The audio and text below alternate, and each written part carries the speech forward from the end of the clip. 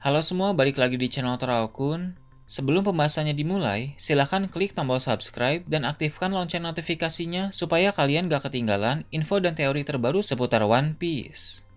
Buat kalian yang mau informasi tambahan soal SBS atau databook, kalian bisa follow Instagram Toraokun. Di sana admin akan memposting soal SBS, databook, dan berbagai teori singkat. Sekarang lanjut ke pembahasan.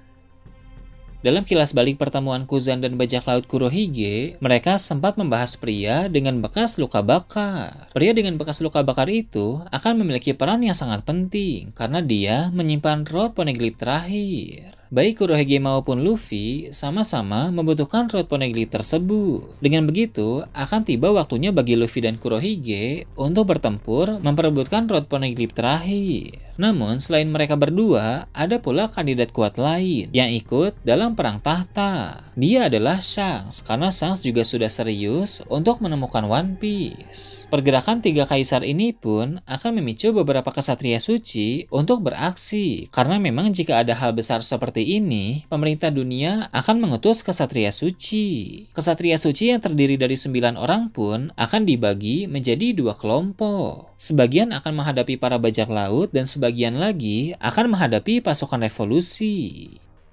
Mari kita mulai dari pembahasan yang pertama. Beberapa hal yang diketahui tentang pria dengan bekas luka bakar adalah dia memiliki kapal berwarna hitam dan dia pun bisa membuat kapal-kapal musuh tenggelam dalam pusaran air. Bisa jadi dia adalah seorang bajak laut misterius atau seorang kriminalis yang bergerak secara rahasia. Namun kemungkinan yang paling besar adalah pria dengan bekas luka bakar itu merupakan jaguar Disal. Ada alasan kuat di balik dugaan tersebut. Pertama, dalam kilas balik Vegapunk diketahui bahwa Saul selamat dalam insiden Ohara, tapi tubuhnya dipenuhi dengan perban. Itu berarti Saul menerima banyak luka bakar akibat insiden Ohara.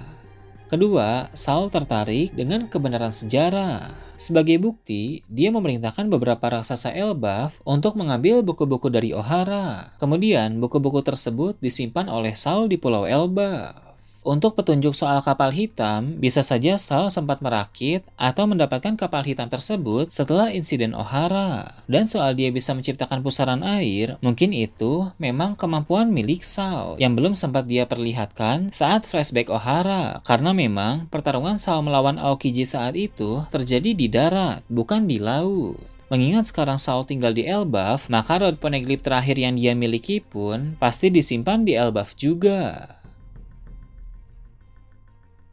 Mengingat sekarang cerita telah berada dalam saga terakhir, maka pasti tidak lama lagi Kurohige akan tahu bahwa pria dengan bekas luka bakar itu adalah Saul yang tinggal di Elbaf. Namun Kurohige masih menunggu waktu yang tepat untuk pergi ke Elbaf. Seperti yang kita tahu, Kurohige adalah orang yang penuh perhitungan. Dia akan bergerak secara bertahap. Sekarang ini, di Pulau Beheath sedang terjadi kekacauan akibat kedatangan Gar. Kurohige pasti akan cepat pulang begitu mendengar tentang kekacauan itu, karena dia tidak ingin Gar menghancurkan markas besarnya. Setelah nanti permasalahan di Pulau Beheath berakhir, barulah Kurohige akan pergi ke Elbaf. Kurohige pasti sangat memahami bahwa kerajaan Elbaf adalah negeri yang sangat kuat. Jika dia berniat merebut Road Poneglyph dari seseorang yang tinggal di Elbaf, maka Kurohige berpotensi bermasalah dengan semua raksasa yang ada di sana. Maka dari itu, untuk pergi ke Elbaf, Kurohige harus membawa kekuatan penuh. Semua komandan Titan harus ikut, sebab Elbaf adalah tempat yang berbahaya.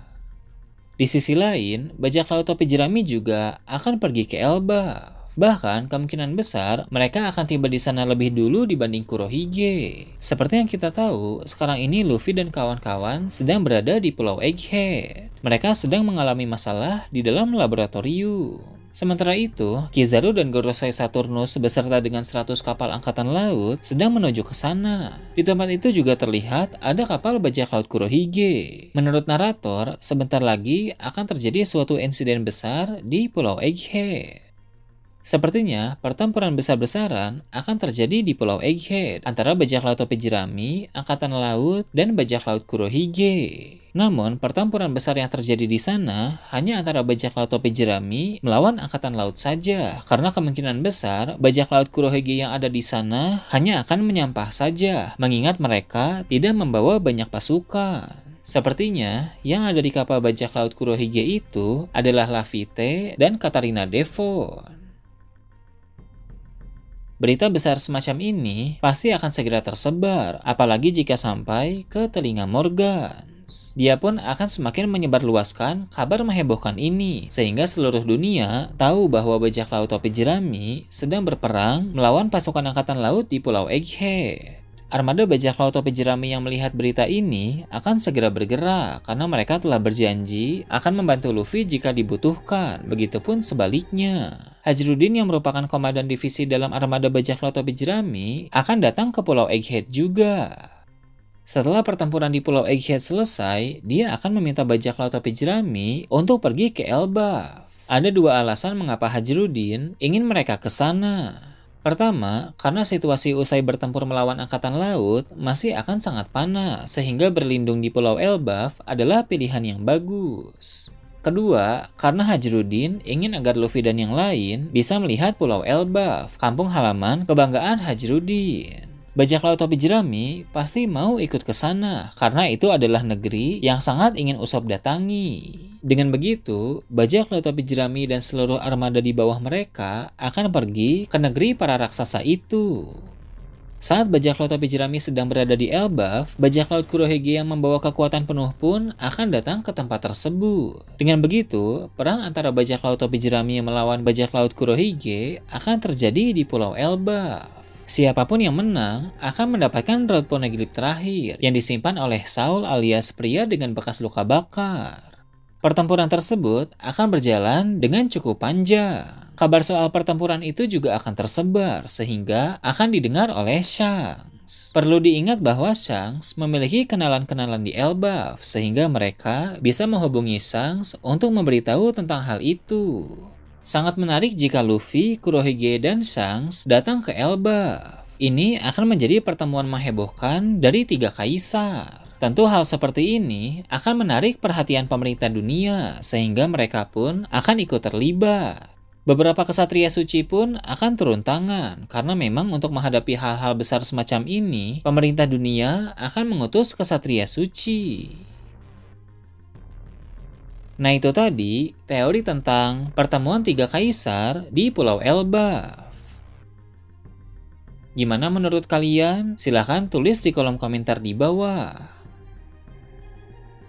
Oke, segitu aja untuk pembahasan kali ini. Jangan lupa like, share, dan subscribe untuk video menarik selanjutnya. Gue Toraukun, Shambles.